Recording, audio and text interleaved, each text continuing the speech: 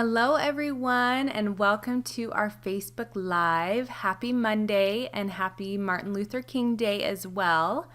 I just wanted to take a minute and welcome everyone, and thank you for those that are able to show up live, and those of you that are listening to the recording. Glad that you're here as well that way. So today is our first day of our fast track to a healthy gluten-free kitchen. I wanted to take just a minute before we dive into everything, to introduce myself. I'm Sherilyn Carpenter, founder of Gluten Free with Real Foods. I'm a former Oreo addict and fast foodaholic who now eats fresh, real food at every meal. Thank you so much for joining me again today, and I'm so excited to share some of my helpful tips with you guys. In this 6-part video series that we'll be doing throughout the week, you are going to learn my exact strategy on how to go gluten-free with real foods without feeling deprived or overwhelmed. Are you guys excited? I'm excited to share this with you. Before we dive in, I want to let you know that I'm doing another giveaway, and this one is for this week for the video series. So what I'm giving, obviously you can see, is an Instant Pot. And I'm going to give that to one lucky winner. The rules on that is that you need to watch and comment on each of the Facebook Lives. You don't necessarily have to watch it live. You can comment on the recordings that I will post as well. And the more comments you give, the higher your chances to win. So comment either with questions, or if you like that topic that I'm teaching on, anything that you feel prompted to comment about. And then the drawing will be random as well. So, and then also, if you guys do have questions during the videos, I won't be answering those right now, but I will be answering them on Friday with our live Q&A session. So if you have any questions, you can leave them in the comments here, or you can message me, or even just put a post in the group as well. So, and I did want to just take a minute and thank you guys for coming into my new group that I've made. It's been really fun to start to get to know people and connect with people and understand your needs and be able to help out where I can. So thanks for joining me here that way as well. So you're probably wondering what makes me qualified to teach on this topic. Let me tell you just a little bit about my story. I didn't grow up eating whole foods. I grew up eating hamburgers, pizzas, lots of ice cream, you know, the standard American diet. And if you've never seen the acronym for that, it really is SAD, sad. So kind of ironic. When I was a single young adult, I often ate a half a bag of Oreos in my room before going to bed. Oreos were my drug of choice. I always knew I should eat better, and I would buy produce in hopes of eating more of it, but unfortunately, I usually just let it go bad. And I even received my degree in community health, taking lots of nutrition and behavioral change modification classes, and I still couldn't get myself to change. I was never extremely overweight, but I was heavy, and I just thought it was in my genes. Then in January of 2014, we had our second daughter, Paisley, and that's who I'm holding in this picture. She's about 7 days old in that sweet little picture. I love it. But when she was 3 months old, I started noticing that her stools were not looking normal. Long story short, I discovered that she was intolerant to gluten, dairy, and corn via my breast milk. And I didn't know anyone else who ate this way. I felt super alone. I wasn't sure where to turn for help. I didn't know anyone who had cut so many things out of their diet. And finding prepared foods and recipes that didn't include any of my baby's intolerances was ridiculously difficult. I felt like I spent all day on Pinterest trying to find recipes that would work. And I vividly remember my husband coming home from work, and I'd be sitting at the computer crying because I couldn't find any recipes. And I remember him asking me, when am I going to get my wife back? Because I wasn't me. I was upset and angry and depressed all the time. It was a really difficult time for me. So not only was I in desperate need of recipes, I also wanted good recipes where I didn't feel deprived and I didn't want to feel like I was missing out. I still wanted flavors and textures in my meals that made eating enjoyable. But I was determined to continue breastfeeding, and that meant I had no choice but to figure out how to change my diet. I found a Facebook group that was centered on moms who had to change their diets for their babies, And I learned a bit there, but when I would post questions, I would get responses like, "You're still having issues because your diet is chock full of processed foods." And that was it. No direction on how to change. And if I asked a more detailed question, I would rarely get a response back. I so desperately wanted and needed some hand holding, but there was no one who could give that to me. I just had to figure it out on my own. And in the meantime, I ended up discovering that I had an autoimmune condition where my body was attacking my thyroid. To get my antibodies numbers down and to keep them down, I would need to continue to eat a gluten-free, dairy-free, processed food-free diet. Now, I really had no other choice but to learn how to eat a real foods diet. It wasn't just for my baby anymore. Now it was for me too, and if I wanted to really be there for my kids, I needed to heal and keep myself from developing another autoimmune condition. As I continued on this journey, I researched and I learned all I could about inflammatory foods and why my baby and I were reacting to these foods. I found out that these foods really aren't any good for anyone, and they are a huge problem. And they were a huge problem that was contributing to so many chronic illnesses that we now have. So I've gone from the standard American diet, eating a diet full of cheese quesadillas and late night ice cream runs, to making all of my meals from gluten-free, real, nourishing foods for over 4 years now. And I've discovered a way to do it without spending all day in the kitchen. And best of all, I never feel deprived. Now that I'm equipped with the knowledge that I have, I can't sit back and keep this to myself. I have to share it with others so they can reclaim their lives as well. So are you ready to reclaim your health with real foods? Awesome. I'm excited to do this with you. So before we get into the topic today, I want you to go on a quick journey with me. Take a moment and close your eyes. Imagine what your life would be like after you know how to cook all your meals with real nourishing foods. Smell the aroma in your house as if you have real meals prepared each day. See yourself tasting a delicious meal that you know is honoring and healing your body, but also tastes incredible. Imagine how you would feel if you knew how to implement mind-body tools each day, which turned off your stress response all day long. Can you see yourself living a life de-stressed, a life full of love and vitality? Would that make things better for you?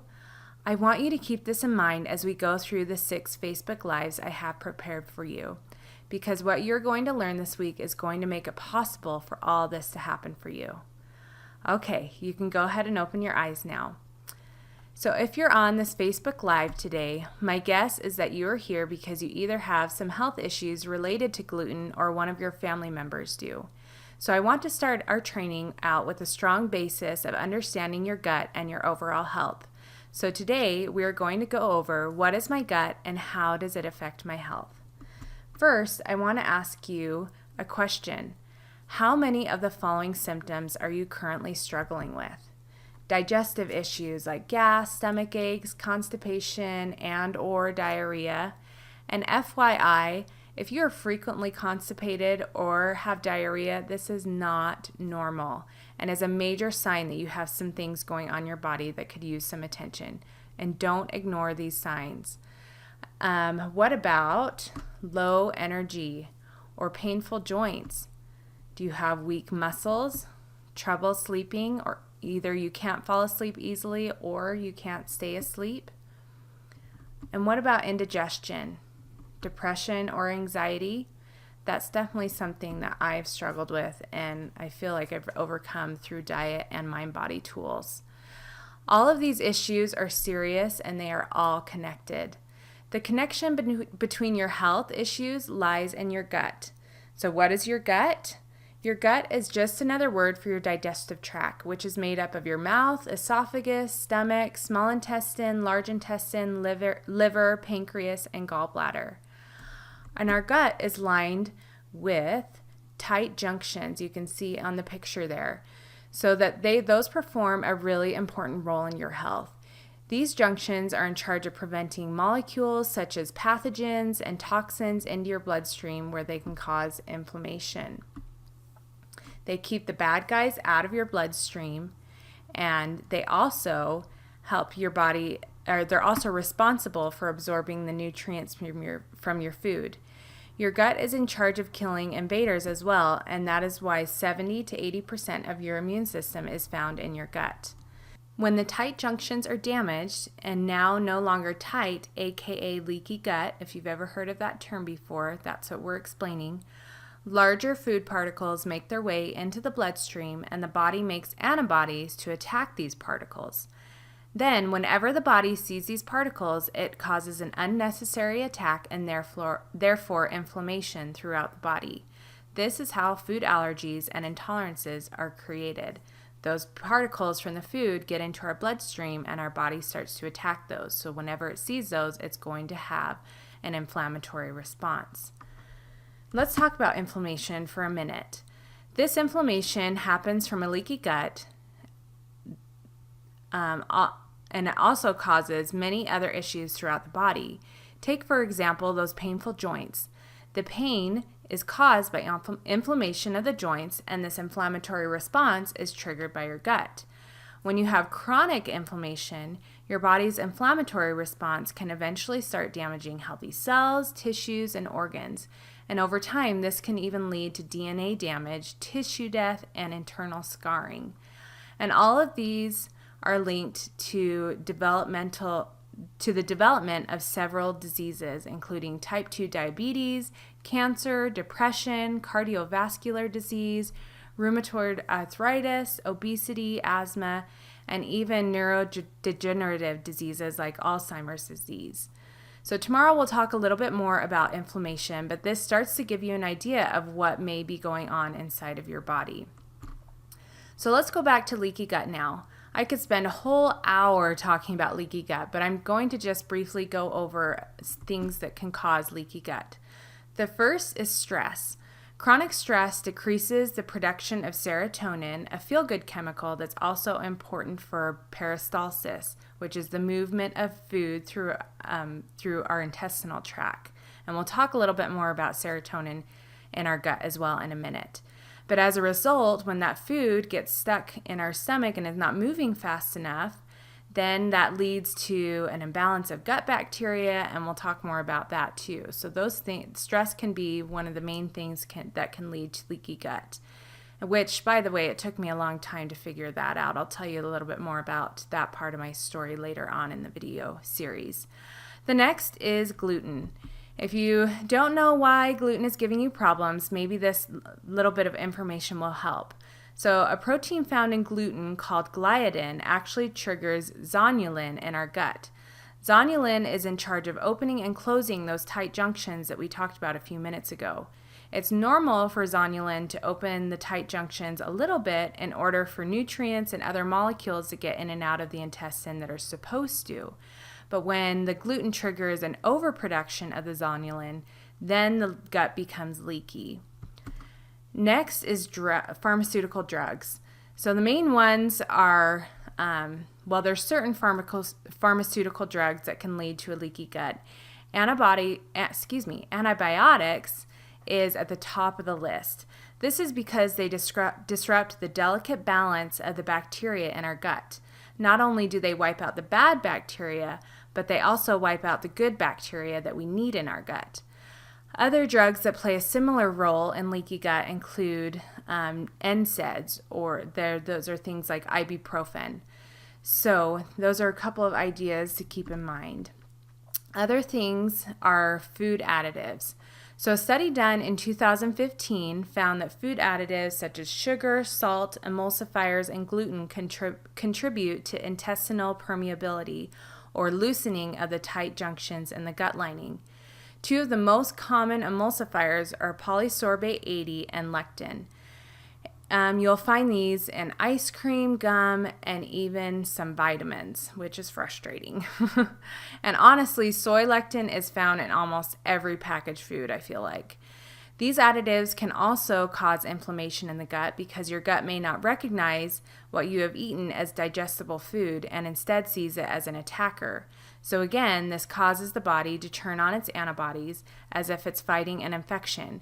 And when this is chronically happening, it can lead to diseases like lupus, rheumatoid arthritis, colitis, or even Hashimoto's. So, And then lastly, we've got the imbalance of gut bacteria, and I'll get into that on the next slide. All right, so let's talk about your microbiome. Are you ready for a crazy study? I'm sure most of us have heard about the documentary Super Size Me, where director Morgan Spurlock ate McDonald's for 30 days to see what would happen. In a nutshell, his health went down the toilet. But thanks to Tim Spector, a professor of genetics at King's College in London, we now know what it can do to your microbiome. Your microbiome is a community of microorganisms such as bacteria, fungi, viruses living in or on your body. Your body is actually home to about 100 trillion bacteria and other microbes, which makes your own unique microbiome. Our health lies in the balance of our microbiome. When we have too many pathogenic microorganisms, aka bad bacteria, in our body, we will start to see health issues like brain fog, weight gain, digestive upset, just to name a few. Autoimmune diseases such as rheumatoid arthritis have been seen in conjunction with lower levels of intestinal bacteria. So in a nutshell, what is living in our gut is super important. Okay, so back to the study with Professor Tim. He basically asked his son Tom to eat McDonald's for every meal for 10 days. He studied his microbiome through his stool both before and after the 10 days. They found that only after 10 days he lost 1,400 bacterial species in his gut. 1,400! It was almost 40% of his total microorganisms. Then 7 days later, after being back on his normal diet, they tested his stool again, and he had recovered a bit of his microorganisms, but not all of them. It took months for the healthy bacteria to repopulate. This study is so eye-opening because it so clearly shows how what we eat literally affects our body. It's apparent that what we eat and the health of our digestive system is crucial in our overall health. One last thing I wanted to share with you is how our gut health is connected to our mental health. When your digestion is compromised, our bodies can underproduce neurotransmitters like serotonin. And 95% of serotonin is produced in the small intestine, not in our brain like we probably always thought. Low serotonin is attributed to anxiety, depression, and other mental health issues. So if our microbiome is off, our happy juice, serotonin, can be turned off too. Plus, when your gut is not producing enough serotonin, your circadian rhythm can get thrown off, causing insomnia. It may not be the case for every person with these issues, but cleaning up your diet may relieve brain fog, sadness, and low energy. The benefits of eliminating unhealthy inflammatory foods are numerous, but probably my favorite benefit is that it can assist in reversing autoimmune diseases. And if you haven't been diagnosed with an autoimmune condition yet, it will prevent the development of one.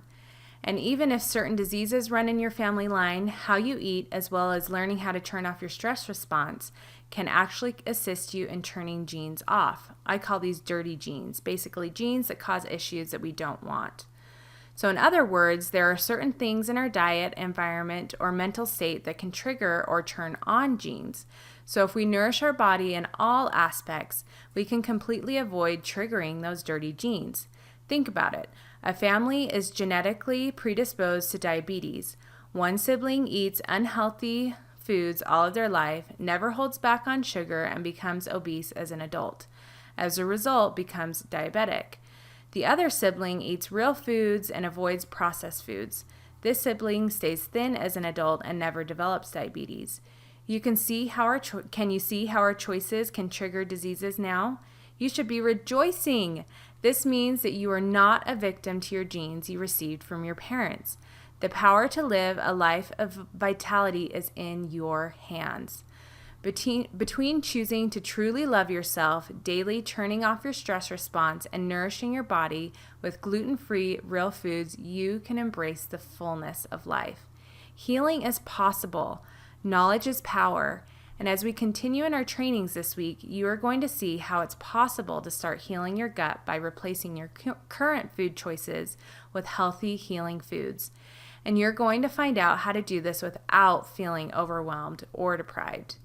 So tomorrow we are going to dive deeper into what foods are inflammatory so you can make better educated choices when it comes to what you eat. So make sure you tune back in tomorrow at 10 a.m. Mountain Standard Time on tomorrow's Facebook Live. And if you can't do it live, make sure you watch the recordings. And don't forget to comment and like it and get involved so that you can not only learn, but also have a chance to win an Instapot. So thank you so much for spending this 20 or so minutes with me today. I really appreciate your time, and I hope you got something useful out of this. And if you do have questions, please let me know so I can make sure and answer those in the question and answer on Friday. Thanks so much, you guys, and have a fantastic day.